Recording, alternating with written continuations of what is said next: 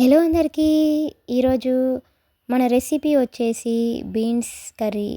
ఈ బీన్స్ కర్రీని చాలా చిక్కటి గ్రేవీతో చాలా సింపుల్గా, చాలా ఈజీగా ఇంట్లో వాళ్ళందరికీ నచ్చేలాగా ఇంట్లో ఉన్న ఇంగ్రీడియంట్స్ తోటే సింపుల్గా ఎలా ప్రిపేర్ చేసుకోవాలనేది ఇప్పుడు మన వీడియోలో చూద్దాం. ఈ బీన్స్ కర్రీ అనేది రైస్లోకి కానివ్వండి, అలానే రోటీలోకి కూడా చాలా చాలా బాగుంటుందండి. ముందుగా 1/2 కేజీ వరకు బీన్స్ని తీసుకోండి. ఇలా బీన్స్ని రెండు వైపులా సైడ్స్ కట్ చేసి వీటిని ఇలాగా చిన్న చిన్న ముక్కలుగా కట్ చేసుకొని తీసుకోండి. మీకు కావాలనుకుంటే వీటిని పెద్ద సైజులో అయినా తీసుకొని ప్రిపేర్ చేసుకోవచ్చు.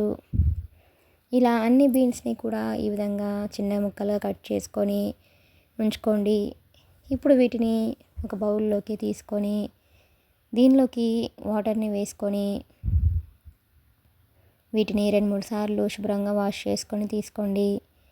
ఈ బీన్స్ కర్రీ అనేది ఆరోగ్యానికి కూడా చాలా చాలా మంచిదండి. దీనిలో ప్రోటీన్స్ అవి కూడా మనకి పుష్కలంగా ఉంటాయండి. ఇలా బీన్స్ అన్నిటిని ఈ విధంగా శుభ్రం చేసుకొని ఇలా పక్కన ఉంచుకోండి. ఇప్పుడు ఒక ప్లేట్లోకి ఒక ఆనియన్ని తీసుకొని దీన్ని ఇలాగా సన్నగా చిన్న ముక్కలుగా కట్ చేసుకొని తీసుకోండి. ఈ బీన్స్ కర్రీ అనేది ఎప్పుడు ఇలా ట్రై చేయకపోతే ఈసారి బీన్స్ కర్రీ ట్రై చేసేటప్పుడు తప్పకుండా ఈ రెసిపీని ట్రై చేయండి. ఇలా ఆనియన్స్ని ఇలా సన్నగా చిన్న ముక్కలుగా కట్ చేసుకొని పక్కన ఉంచుకోండి. ఇప్పుడు స్టవ్ ఆన్ చేసుకొని ఒక కడాయిని పెట్టుకోండి. దానిలోకి 3 స్పూన్స్ వరకు ఆయిల్ని వేసుకోండి.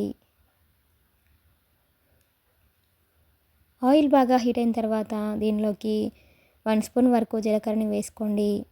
అలాగే 1 స్పూన్ పోపు దినుసులని కూడా వేసుకొని వీటిని దోరగా ఫ్రై చేయండి. ఇప్పుడు దీనిలోకి 2 ఎండుమిర్చిని ఈ విధంగా తుంచి వేసుకోండి. ఎండుమిర్చి వేసుకోవడం వల్ల మనకి ఆ ఫ్లేవర్ అనేది బీన్స్ కర్రీకి చాలా చాలా బాగుంటుందండి. ఇప్పుడు దీనిలోకి సన్నగా కట్ చేసి ఉంచుకున్న ఆనియన్స్ని కూడా వేసుకొని ఒకసారి బాగా కలపండి. మీడియం ఫ్లేమ్లో ఉంచుకొని ఈ ఆనియన్స్ని బాగా ఫ్రై చేయండి. ఆనియన్స్ అనేది మరీ ఫ్రై అవ్వాల్సిన అవసరం లేదండి. జస్ట్ ఇలా ఫ్రై అయితే సరిపోతుంది. ఇప్పుడు దీనిలోకి మనం ముందుగా కట్ చేసి ఉంచుకున్న బీన్స్ ముక్కల్ని కూడా వేసుకొని ఇలా ఒకసారి బాగా కలపండి. బీన్స్ ముక్కలు అనేవి ఆయిల్లో కలిసేలాగా ఇలా బాగా కలపండి. ఇప్పుడు మీడియం ఫ్లేమ్లో ఉంచుకొని మూత పెట్టుకొని ఈ బీన్స్ని 2-3 నిమిషాల పాటు బాగా ఉడికించండి. 2 నిమిషాల తర్వాత మూత తీసి దీనిలోకి 1/2 టీ స్పూన్ వరకు పసుపును వేసుకోండి. ఇప్పుడు ఈ పసుపు మొత్తం ముక్కలకి పట్టేలాగా ఇలా ఒకసారి బాగా కలపండి. ఈ బీన్స్ కర్రీ అనేది ఇలా చేస్తే చాలా చాలా టేస్టీగా ఉంటుందండి. రైస్లోకైనా, పుల్కాలోకైనా, దేనిలోకైనా కూడా చాలా టేస్టీగా ఉంటుందండి. ఈ విధంగా ఒకసారి బాగా కలుపుకున్న తర్వాత ఇప్పుడు మూత పెట్టేసుకొని మరొక 2-3 నిమిషాల పాటు ఈ బీన్స్ని బాగా మగ్గించండి. ఇప్పుడు ఒక చిన్న మిక్సీ జార్ తీసుకొని దానిలోకి 2 స్పూన్స్ వరకు పల్లీలని ఇలా వేయించి వేసుకోండి. అలాగే 3 వెల్లుల్లి రెబ్బలు, అలాగే చిటికెడు సాల్ట్, 2 స్పూన్స్ వరకు కారంని వేసుకొని అలాగే 1 స్పూన్ వరకు ఎండు కొబ్బరి పొడి కూడా వేసుకొని ఎండు కొబ్బరి పొడి ప్లేస్లో ఎండు కొబ్బరి ముక్కలు కూడా వేసుకొని వీటిని ఇలాగా మెత్తగా ఫైన్ పౌడర్ లాగా గ్రైండ్ చేసుకొని తీసుకోండి. చూడండి, మనకి పౌడర్ అనేది ఇలా ఉంటే సరిపోతుందండి. ఇప్పుడు దీనిని రెడీగా పక్కన ఉంచుకోండి. ఇప్పుడు మూత తీసేసి బీన్స్ని మరొకసారి ఇలా మధ్య మధ్యలో కలుపుకుంటూ ఉండండి. బీన్స్ అనేవి మనకి లైట్గా ఫ్రై అయిపోయాయండి. వీటిని మరికొద్దిసేపు బాగా మగ్గించండి. ఇలా మధ్య మధ్యలో కలుపుకుంటూ ఇలా బీన్స్ని బాగా ఉడికించండి. ఇప్పుడు బీన్స్ అనేది మనకి ఈ విధంగా ఉడికిపోయిన తర్వాత ఇప్పుడు దీనిలోకి టేస్ట్కి తగ్గట్టుగా సాల్ట్ని యాడ్ చేసుకోండి. సాల్ట్ వేసుకున్న తర్వాత ఒకసారి బాగా కలపండి.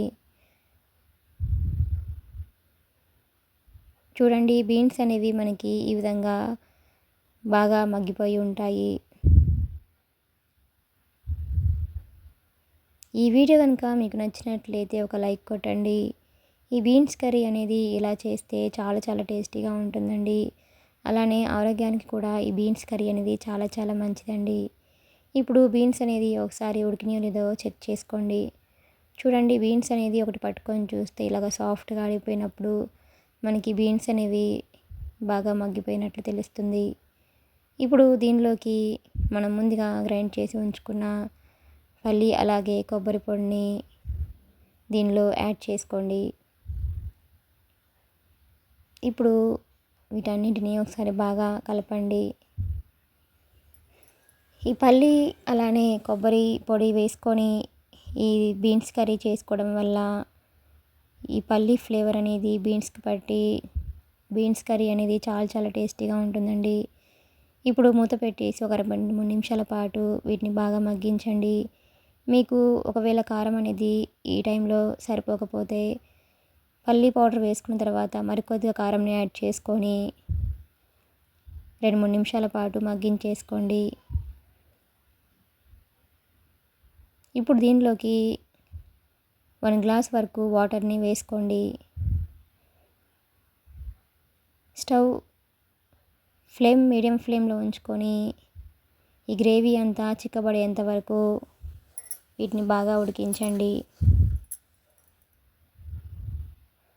చూడండి ఇలా ఒకసారి వాటర్ వేసుకున్న తర్వాత బాగా కలుపుకొని మూత పెట్టేసుకొని గ్రేవీ అంతా చిక్కబడేంత వరకు దీనిని బాగా ఉడికించండి. చూడండి మనకి గ్రేవీ అంతా చిక్కగా అయిపోయి గ్రేవీ మొత్తం ఇలా అయినప్పుడు స్టవ్ ఆఫ్ చేసుకొని దీనిని పక్కకు దించేయండి. అంతేనండి, ఎంతో టేస్టీగా ఎంతో ఈజీగా ఉండే బీన్స్ కర్రీ అనేది మనకి రెడీ అయిపోయినట్లే.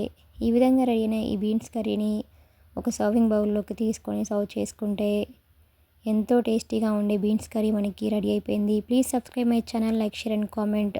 Thanks for watching.